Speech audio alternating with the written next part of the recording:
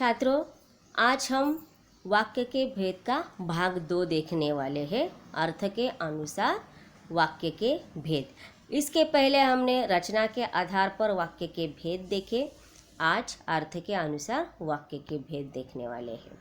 तो ये है पहला विधानवाचक वाक्य, निषेधवाचक वाक्य, आज्ञावाचक वाक्य, प्रश्नवाचक वाक्य, विस्मयादिवाचक वाक्य, इच्छावाचक वाक्य, संदेहवाचक वाक्य और 8वां है संकेतवाचक वाक्य। तो एक एक करके हम देखते हैं। विधिवाचक वाक्य या विधानार्थक वाक्य, जिस वाक्य से किसी कार्य के होने का पता चले उसे कहा जाता है विधिवाचक वाक्य। जैसे कि लड़की खाना खाती है, परिश्रमी लोग सफल होते हैं। यहाँ पर सकारात्मक भावना सभी बताइए, सकारात्मक वाक्य है, तो इसीलिए ये विधिवाचक या विधानार्थक वाक्य इसे कहते हैं। आगे है निषेधवाचक या निषेधात्मक वाक्य इसे कहते हैं। जहाँ कार्य का निषेध हो, अर्थात जिसे किसी कार्य के न होने का बोध हो। जैसे कि लड़की ने खाना नहीं खाया। दूसरा है राजस्थान घूमने नहीं गया। अब यहाँ पर ये इस वाक्य में भी नहीं है और ये वाक्य में भी नहीं है, दोनों भी वाक्य में नहीं ये शब्द आया, मतलब ये निषेधात्मक वाक्य है। यानी कि जिन वाक्यों में नहीं या न इस शब्द का प्रयोग होता है उसे निषेधवाचक वाक्य कहा जाता है। आदेशात्मक वाक्य, आज्ञार्थक वाक्य, जिस वाक्य में किसी तरह का उपदेश, आज्ञा व आदेश दिया हो। जैसे तुम मेरे लिए पानी लाओ, दरवाज़ा बंद करो। अब लाओ और करो ये शब्द दोनों भी आदेश देने वाले हैं, इसीलिए इसे आदेशात्मक या आज्ञार्थक वाक्य कहते हैं।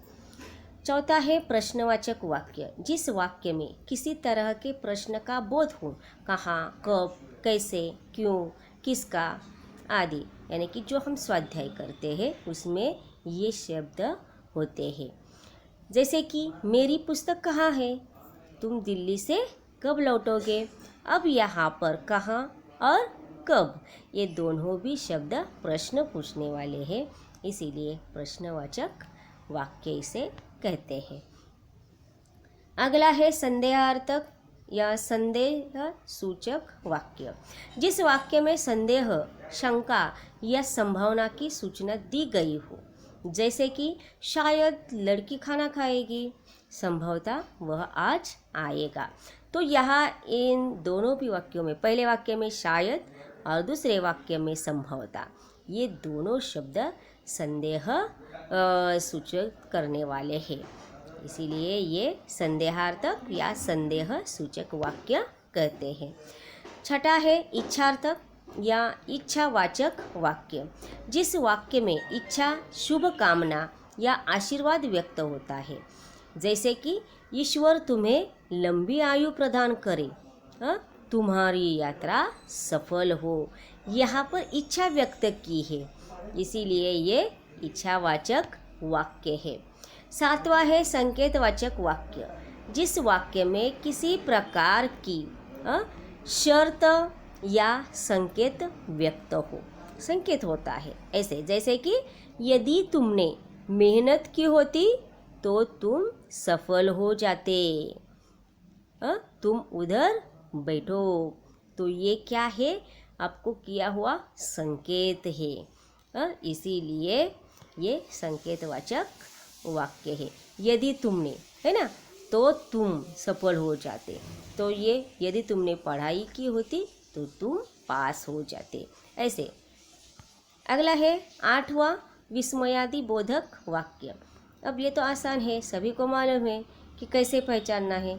जिस वाक्य में विस्मय, हर्ष, शोक, घृणा के भावों का बोध हो।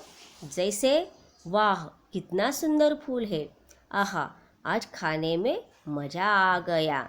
तो यहाँ इन दो वाक्यों में वाह और आहा ये दोनों भी शब्द विस्मयादि बोधक के हैं।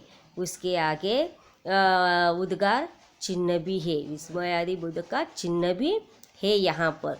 तो ये भी ध्यान में रखना है, जहाँ पर ये चिन्ह आता है और जहाँ पर विस्मय, हर्ष, शोक, घृणा व्यक्त जिस शब्द ने की होती है, तो ऐसे वाक्य मतलब विस्मयादि बोधक वाक्य कहलाते हैं। तो मुझे लगता है कि आपको ये समझ में आया होगा।